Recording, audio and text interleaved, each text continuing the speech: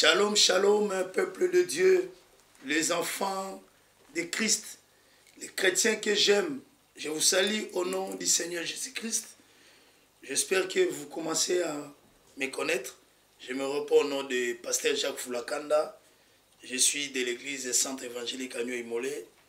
Nous sommes à Lyon, précisément à Vénissieux, 11-13 rue de la République.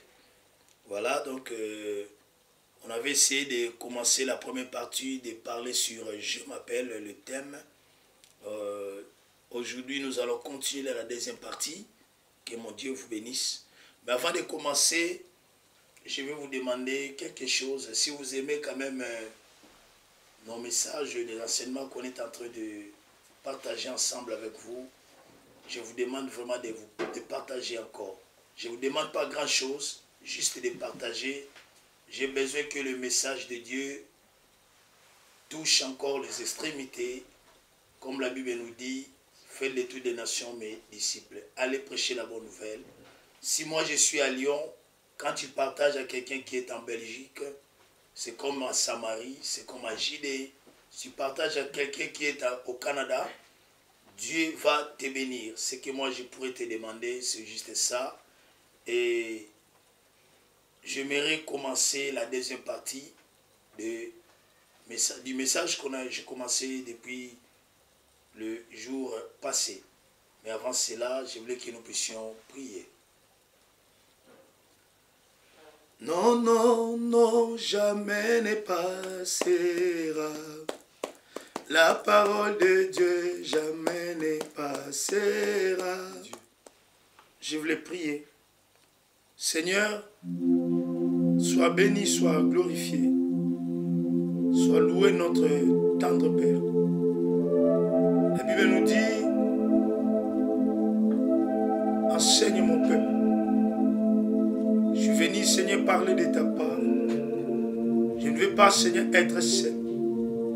Mais j'ai besoin de ton onction, de me couvrir.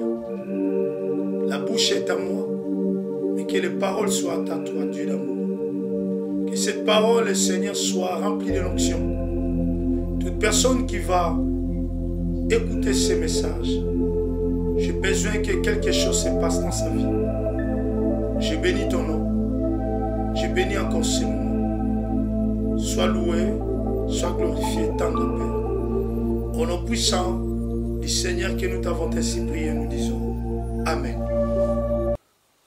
Bien-aimés, la fois passée, on a parlé de ce grand thème, je m'appelle.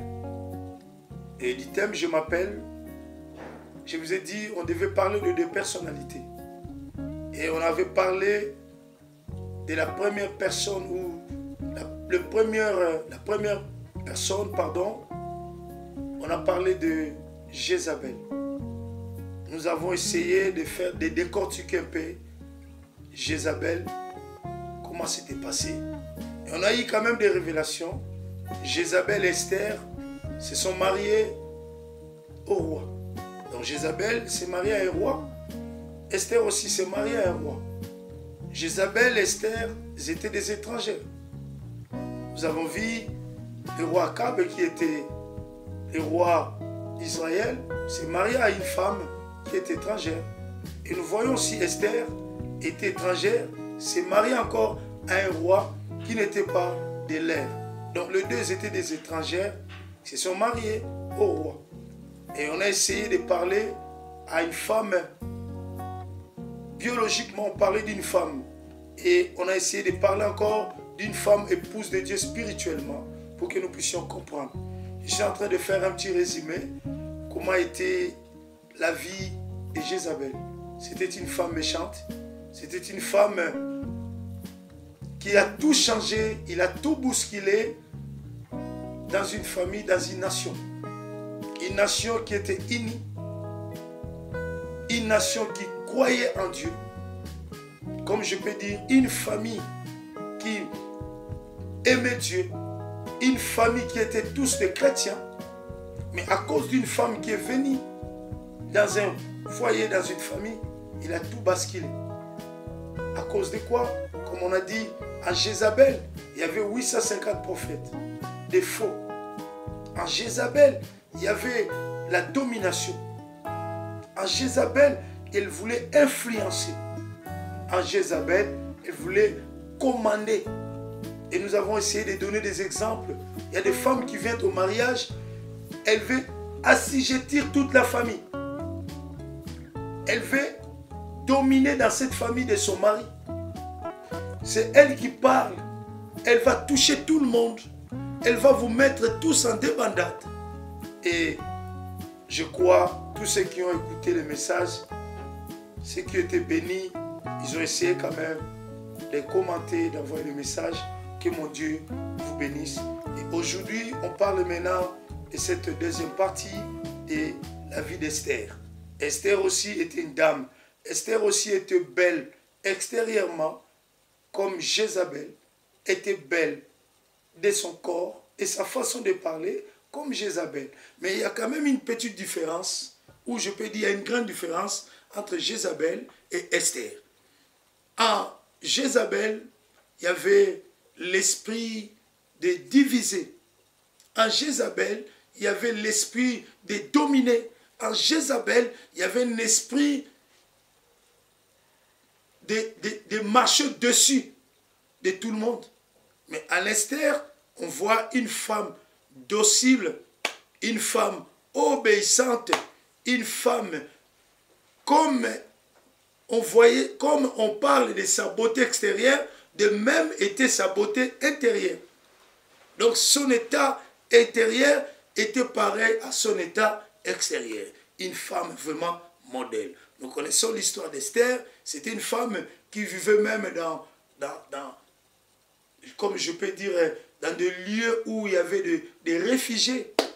Parce qu'ils étaient des étrangers. Ils sont venus en captivité. Ils sont restés dans la ville. Et ils ont souffert, ils ont passé des moments difficiles.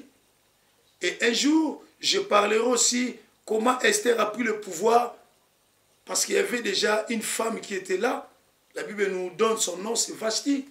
Comment elle a perdu son mariage pour que son mariage puisse être basculé dans la vie d'Esther.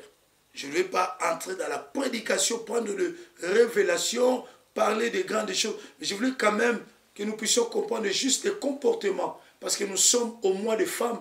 On est en train de parler de femmes. C'est bien de parler Journée mondiale de la femme. C'est bien de parler l'émancipation de la femme. Mais je voulais parler aux chrétiennes de voir nos comportements, de voir nos habitudes, de voir nos caractères. Bien aimé, être dans l'émancipation, c'est bien. Mais je veux que l'émancipation aussi chrétienne. Toi qui es venu à Christ, peut-être tu n'as pas encore changé tes habitudes, ton comportement. La Bible nous dit, l'obéissance vaut mieux que les sacrifices. Et cette femme, Esther, elle obéissait. Elle obéissait à Mardoché. Jusqu'au moment, l'obéissance a porté, l'obéissance a donné le fruit, l'obéissance a produit les mariages. Et ce n'est pas n'importe quel mariage.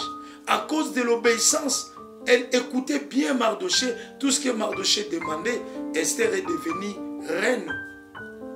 Esther se maria à un roi parce qu'elle était dans l'obéissance.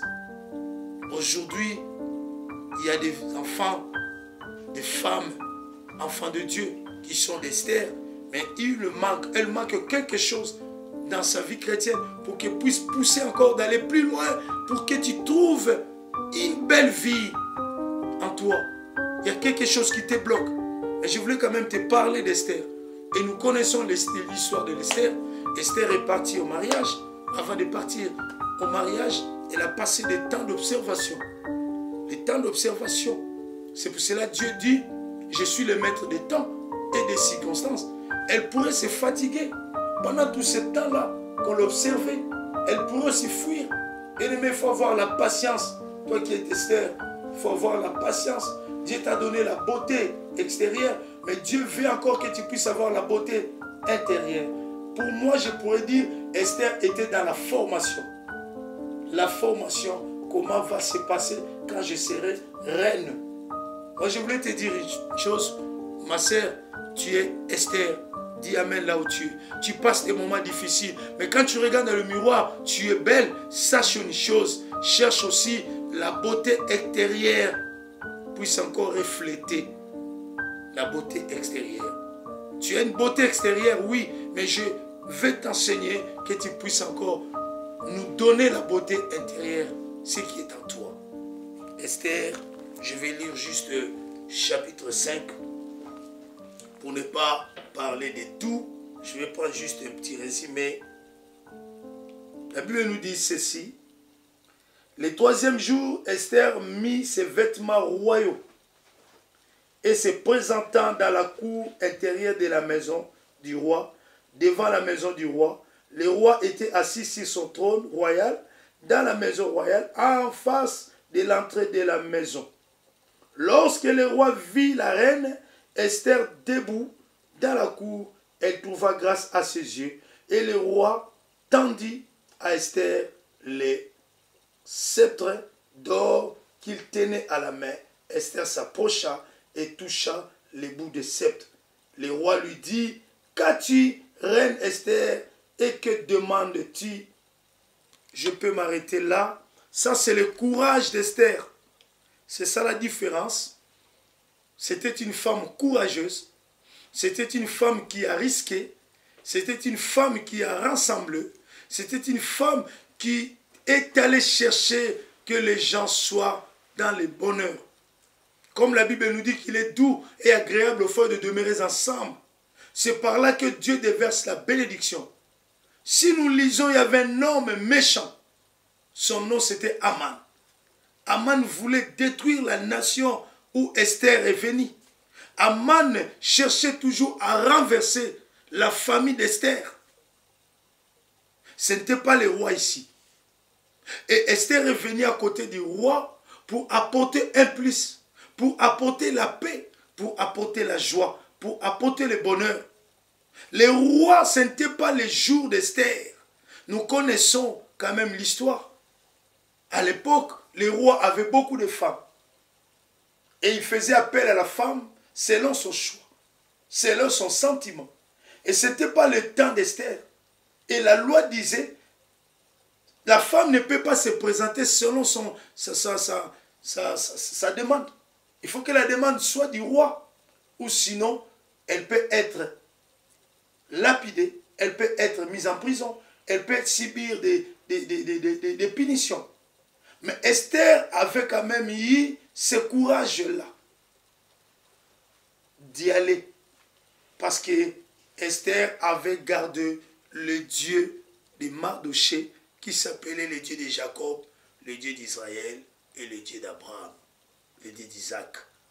C'était le même Dieu que Esther avait toujours.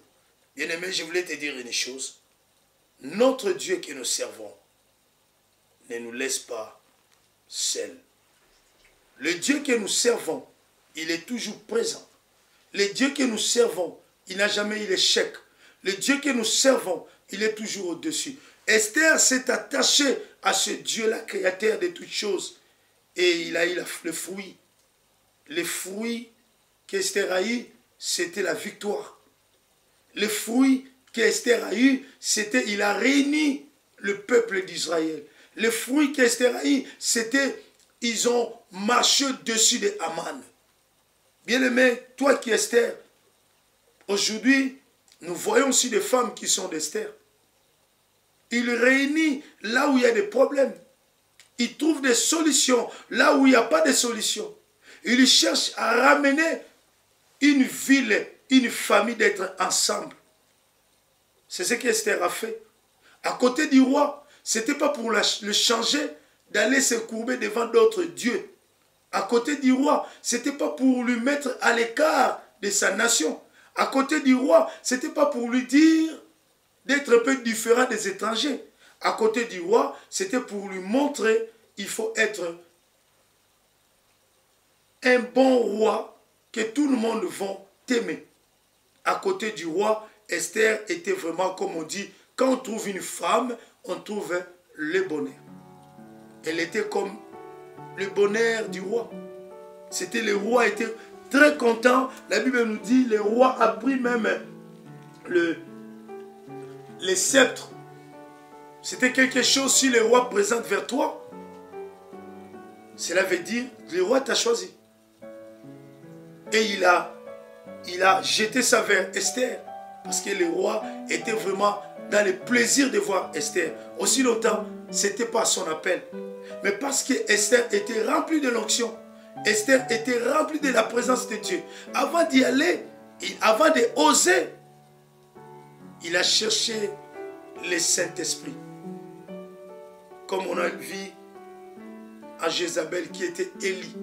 Lui, c'était la prière. Elle a invoqué le Saint-Esprit. Le Saint-Esprit l'a aidé. Il est allé voir le roi et tout était bien. Tout s'est bien passé. Bien-aimé, je voulais seulement parler à une Esther qui est parmi nous. Restez Esther. Marchez toujours Esther. Il faut être quelqu'un, quand tu arrives dans une famille, les gens t'aiment. Quand les gens ne te voient pas, les gens sont mal à l'aise. Moi, je connais des femmes. Elle est allée en mariage. Toute la famille de son mari l'aime beaucoup. Vraiment, même si leur frère ou même si quelqu'un de la famille n'aime pas, parce que c'est vraiment une femme, c'est vraiment une Esther. Je viens te dire, reste Esther. Là où tu es allé en mariage, il faut que les gens t'aiment. Pose-toi des questions. Comment moi, je ne suis pas Esther? Oui, j'ai la beauté. Je suis bien là. J'ai souri. Mais pourquoi ça ne donne pas? Qu'est-ce qui se passe? Esther avait le même Dieu, le Dieu créateur, le Dieu d'Élie. Il avait le même Dieu, le Dieu de Mardoché. Et ils ont eu la victoire parce qu'ils ont écarté l'ennemi. L'ennemi qui était Aman. Aman qui était, il complotait même contre le roi. Il complotait contre le roi. Mais Esther avait déjà détecté la pensée d'Aman. Esther avait la sagesse. Esther avait l'intelligence. Elle avait l'onction de Dieu. Mais aujourd'hui, ce que nous constatons, beaucoup de femmes qui aspirent au mariage. Esther ne regardait pas l'argent. Esther ne regardait pas l'honneur. Mais Esther, elle était humble. Elle était humble. Comme on dit, l'humilité précède la gloire. Elle était tellement humble, Esther, et Dieu a été toujours à côté des personnes qui sont humbles. Parce que l'orgueil précède la chute. Esther aimait tout le monde. Esther était étrangère, comme Jézabel. Mais Esther a marché selon les préceptes et dans l'obéissance, dans l'écoute de Mardoché. Moi, je veux que tu sois Esther dans ton église. Quand tu es Esther dans ton église, tu vas aider le roi. Cela veut dire Jésus-Christ, son nom va s'élever. Son nom va être répandu au monde. Si tu es Esther, Jésus-Christ, les gens parleront de lui. Si tu es Esther, dans le foyer, dans la famille de ton mari, les gens vont t'aimer. Si tu es Esther, tout le monde sera derrière toi. Et quand nous voyons même les servantes d'Esther l'aimaient beaucoup. Parce qu'elle était tellement humble. Elle était une femme de prière.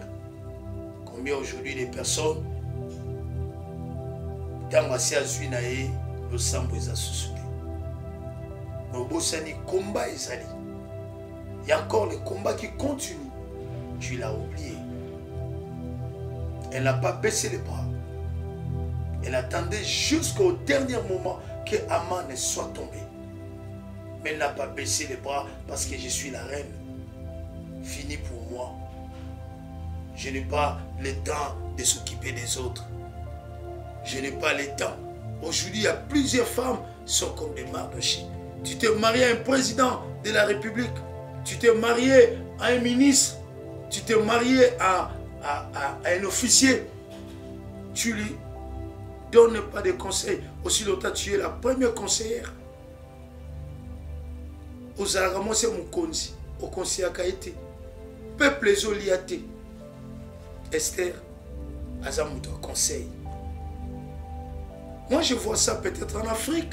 Quand je vois beaucoup de présidents sont des dictateurs, je pose des questions. Leurs femmes sont des Jézabel ou ils sont des Esther?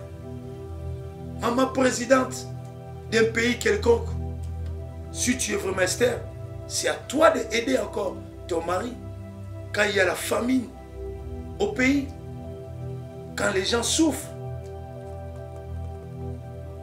les gens n'ont pas de travail. Qu'est-ce que tu fais à côté de ton mari? Maman pasteur, qu'est-ce que tu fais à côté de ton mari? Est-ce que tu l'aides dans la prière pour que les démons tombent, pour que les esprits mauvais s'éloignent? Qu'est-ce que tu fais? Maman pasteur, tu es Esther à côté de ton mari. Tu es là pour l'aider à aller de l'avant. Le roi a trouvé du sourire. Le roi a trouvé du plaisir. Je pourrais rajouter, le roi a rajouté même 2 kilos de plus dans sa vie. Le roi est devenu souriant tous les jours parce qu'elle a trouvé une belle femme. Pas seulement une belle femme de figure, mais une belle femme qui dégageait le bonheur, qui dégageait le parfum, qui dégageait du bien dans sa vie. Dis-toi, je m'appelle Esther.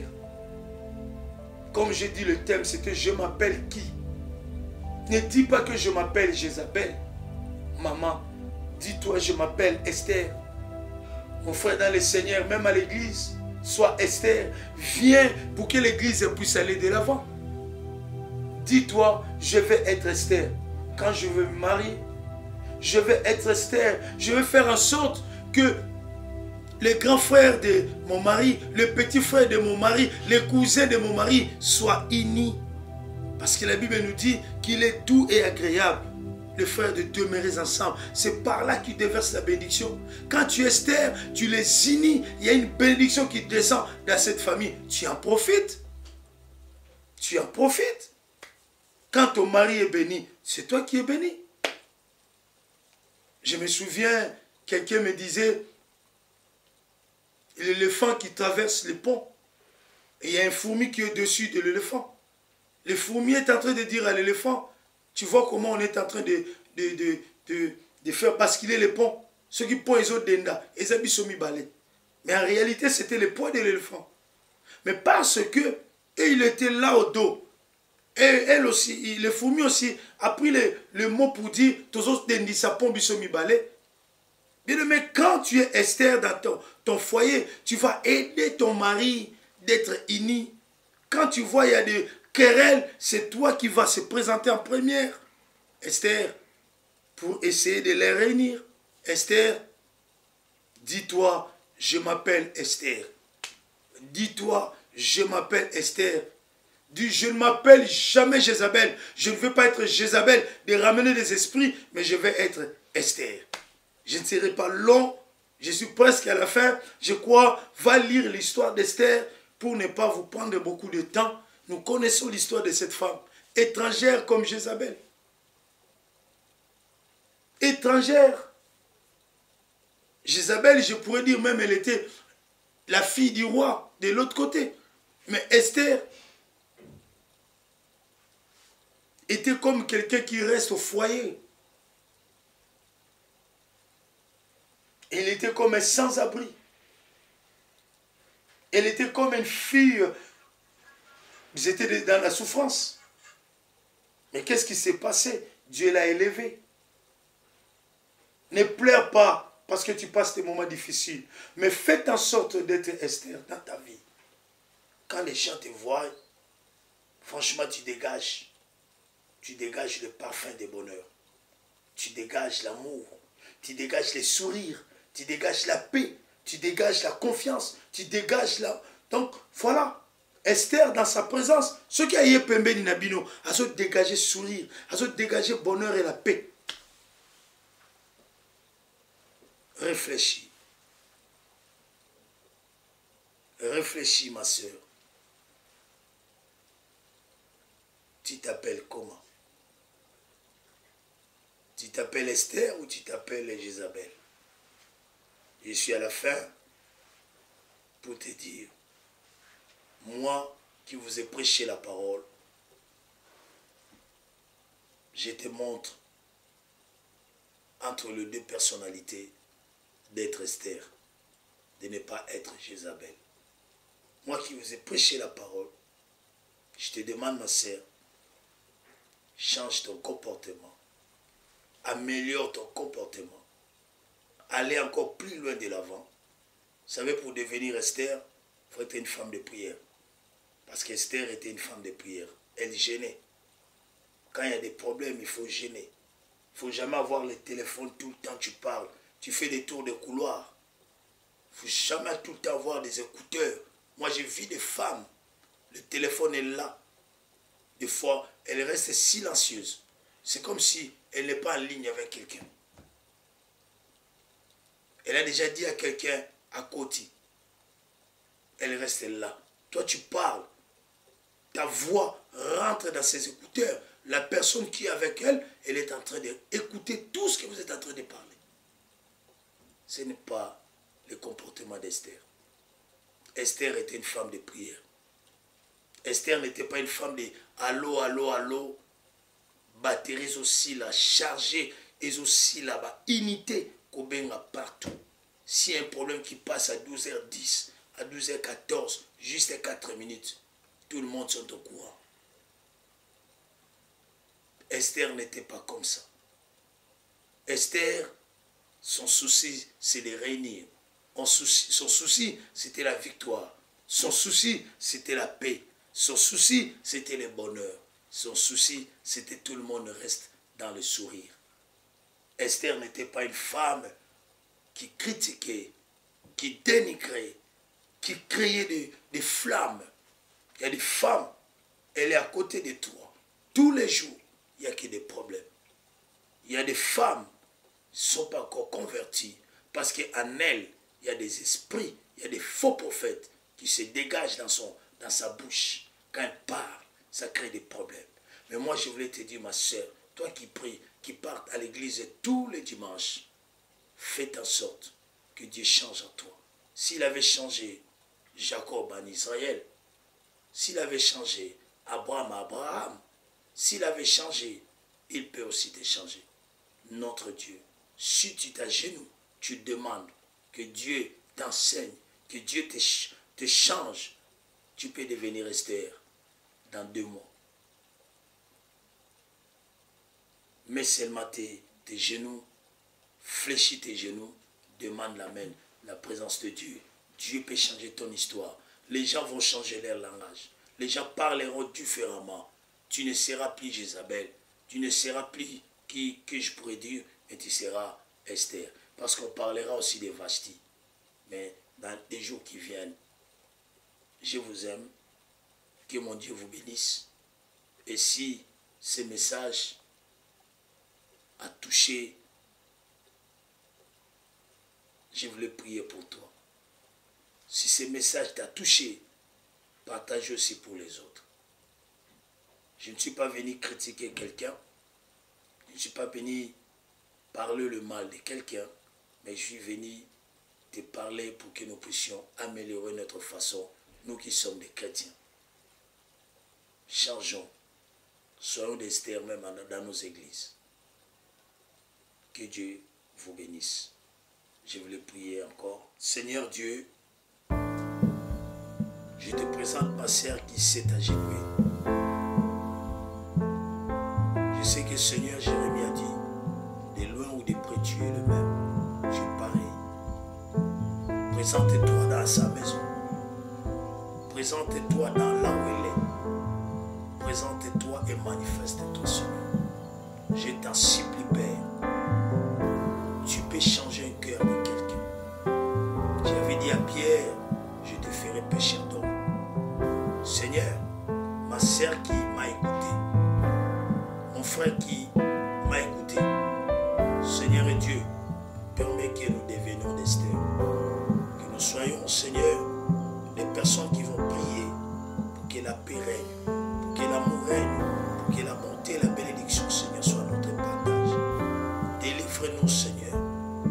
éloigne les esprits qui ne confessent pas ton nom. Permets que, Seigneur, que ta main puissante puisse agir.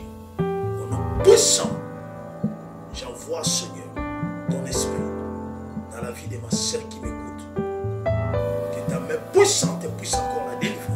Au nom de Jésus, qu'elle sente ta présence. Qu'elle sente ta présence. Délivre la paix. Change sa façon de voir. Permets, Seigneur, qu'elle soit une femme, que la famille où elle a laissé mari puisse encore parler, Seigneur, du bien d'elle. Bénis sa vie. Que l'onction touche sa tête. Que des choses changent. Que les esprits qui touchaient son corps, que les esprits qui animaient sa vie puissent se déloger, libérer. Au nom puissant, rends-la libre, Père. Au nom puissant que j'ai ainsi prié. J'ai béni ton nom, Seigneur, parce que tu as permis que nous puissions parler de ces messages. Tu parles tantôt d'une manière, tantôt d'une autre. Oui, Seigneur, que ce message va jusqu'à la personne qui a besoin d'être, Seigneur, délivré. Sois loué au nom puissant que nous t'avons ainsi prié, que j'ai ainsi prié, que nous t'avons dit, Seigneur, le Seigneur des Seigneurs. Amen, amen, amen. Et moi et ma sœur qui m'écoute, nous acclamons pour toi, Seigneur. Toi qui continues à nous donner le souffle de vie, nous acclamons pour toi. Sois loué, sois glorifié. Je voulais chanter encore pour la gloire de Dieu pour finir. Notre Dieu est tellement bon. J'aime toujours chanter. Senolanga meso mami yo kumyongo. Musanusulwa mekwelu natuka ara. Isenolanga meso mami yo kumyongo. Musanusulwa mekwelu natuka ara. Musanusula melutuka ngara kwa fumu. Wavanga dizulu yetoto ara. Nusanusula melutuka ngara kwa fumu. Wavanga dizulu yetoto. Yanika na yamula kulu kwa mekwa kulu sukako. Yanika na yamula kulu kwa mekwa kulu sukako. Ukebanga kabakanga tuluko. Ye ukebanga Israele kabakanga tuluko. Ye kalekanga kutuko. Fumu ikebi aku, fumu ipongoso aku, valubakala, luaku, yani unakeba, paikulu waku yenkotolo aku, wabuye mutambui, kaimani, veu kebanga Israele kabakanga, tuluko, yekalekanga, kutuko, fumu ikebi aku, fumu ipongoso aku, valubakala, luaku, yani unakeba, paikulu waku yenkotolo aku, babuye mutambui, kaimani. Que Dieu vous bénisse, je vous aime, partagez, partagez, partagez. C'est bien votre humble serviteur, le pasteur Jacques Fulakanda Kitoko, qui vous aime tant. J'ai béni la présence de mon frère Dadi, j'ai béni la présence de Papa Lucien et j'ai béni la présence de l'église Agnon, Imolé, Rehoboth, à Lyon. Que Dieu vous bénisse tous au nom de Jésus. Au revoir.